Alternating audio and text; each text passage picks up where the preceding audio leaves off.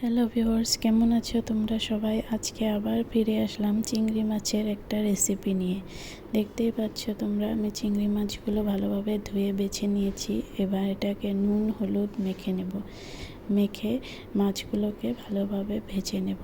চিংড়ি মাছ কিন্তু বেশি ভাজার দরকার নেই, এপিট ওপিট করে ভালোভাবে ভেজে নিলেই হয়ে যায়। দেখো, এবার আমি মাছগুলোকে ভালোভাবে ভেজে নিচ্ছি। মাছগুলো ভালোভাবে ভাজা হয়ে গেলে আমি মাছগুলোকে তুলে নেব। তুলে আবার কড়াইতে একটু তেল দিয়ে দেব। তেল দিয়ে আমি ফোড়নের জন্য তেজপাতা আর গরম মশলা দিয়ে দেব। আর দিয়ে দেব পেঁয়াজ কুচি আর কুচিয়ে রাখা টমেটো। এইগুলোকে ভালোভাবে ভেজে নিয়ে একটু নুন দিয়ে ভালোভাবে ভেজে নেব। তারপর মশলাগুলো এক এক করে দিয়ে দেব। এর জন্য দেব আদা রসুন বাটা, জিরে লঙ্কা বাটা, নুন আর হলুদ। এবার মশলাটাকে ভালোভাবে কষিয়ে নেব। আর আমি দেখো কাঁচা লঙ্কা ছিঁড়েও দিয়ে দিয়েছি।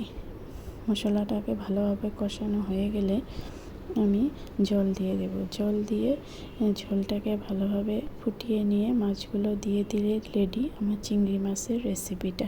কেমন লাগলো বল।